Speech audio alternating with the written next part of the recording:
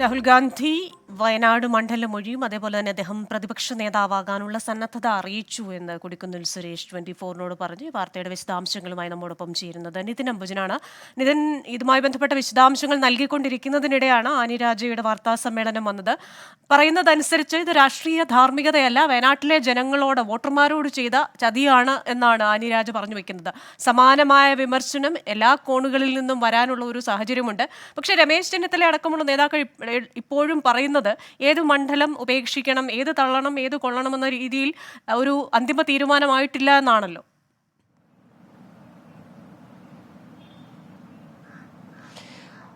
ക്രിസ്ത്യന, അങ്ങനെ തന്നെയാണ്. ഒരു അന്തിമ തീരുമാനം ഇതുവരെ ആയിട്ടില്ല. അതിൽ രാഹുൽ ഗാന്ധി തന്നെയാണ് ഒരു അന്തിമ തീരുമാനം സ്വീകരിക്കുക. എന്തായാലും നമ്മൾ കേരളത്തിലെ നേതാക്കളടക്കം ഇപ്പോൾ കണക്കാക്കുന്നത് രാഹുൽ ഗാന്ധി റായ്ബറേലിയിൽ തുടരുമെന്നാണ്. കാരണം റായ്ബറേലിൽ നിലനിർത്താതെ വയനാട് നിലനിർത്തിയാൽ അത് രാഷ്ട്രീയമായിട്ടുള്ള വലിയ തിരിച്ചടി ഒരുപക്ഷെ കോൺഗ്രസിനുണ്ടാകും. കാരണം സോണിയാഗാന്ധിയേക്കാൾ ഭൂരിപക്ഷത്തിൽ രാഹുൽ ഗാന്ധിക്ക് റായ്ബറേലിൽ വിജയിക്കാൻ സാധിച്ചു. ഹിന്ദി ഹൃദയഭൂമിയിൽ രാഹുൽ ഗാന്ധിക്ക് വലിയ മുന്നേറ്റം, പ്രത്യേകിച്ചും കോൺഗ്രസ് അടക്കം വലിയ മുന്നേറ്റം ഉണ്ടാക്കാൻ സാധിച്ചിട്ടുണ്ട്. അങ്ങനെ റായ്ബറേലി ഉപേക്ഷിച്ച് തിരിച്ച് വയനാട് നിലനിർത്താനാണ് തീരുമാനമെങ്കിൽ അത് വലിയ തിരിച്ചടി ഉണ്ടാകും എന്ന് തന്നെയാണ് ഉത്തർപ്രദേശ് PCC ഘടകമെല്ലാം തന്നെ അറിയിച്ചിരിക്കുന്നത്. അതുകൊണ്ട് ഉത്തർപ്രദേശ് PCC ഘടകത്തിന്റെ വലിയ സമ്മർദ്ദം രാഹുലിന് മേലുണ്ട്.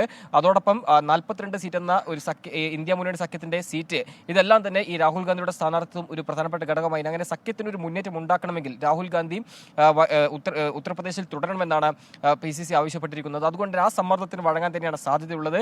ഒരു അന്തിമ തീരുമാനം ഇതുവരെ സ്വീകരിച്ചില്ല എന്ന് തന്നെയാണ് ഔദ്യോഗികമായി തന്നെ KPC നേതാക്കൾ അറിയിക്കുന്നത്. കാരണം 17-ന് ഒരുപക്ഷെ സത്യപ്രതിജ്ഞാ ചടങ്ങ് നടക്കുമെന്ന് മനസ്സിലാക്കുന്നു. അതുകൊണ്ട് 17 വരെ സമയമുണ്ട് രാഹുൽ ഗാന്ധി ഏത് മണ്ഡലം നിലനിർത്തും അല്ലെങ്കിൽ ഏത് മണ്ഡലം ഉപേക്ഷിക്കും എന്ന് പറയാൻ.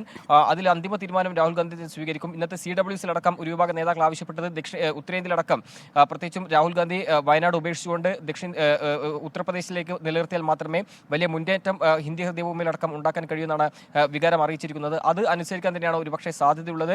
ഏതായാലും വയനാട് ഒരു സുരക്ഷിത മണ്ഡലമായി തന്നെയാണ് കോൺഗ്രസ് കണക്കാക്കുന്നത്. അതുകൊണ്ട് ആര് മത്സരിച്ചാലും ഒരു വിജയം ഉറപ്പ് എന്ന് തന്നെയാണ് കോൺഗ്രസ് അടക്കം വ്യക്തമാക്കുന്നത്. അതുകൊണ്ട് ആര് സ്ഥാനാർത്ഥി എന്ന കാര്യത്തിലടക്കം പിന്നീട് മാത്രമേ ചർച്ചകൾ ഉണ്ടാകൂ. ഒരുപക്ഷെ പ്രിയങ്കയിലൂടെ മണ്ഡലം നിലനിർത്താനുള്ള ചർച്ചകളും ഇപ്പോൾ അണിയറയിൽ ആരംഭിച്ചു എന്നാണ് അറിയാൻ സാധിക്കുന്നത്.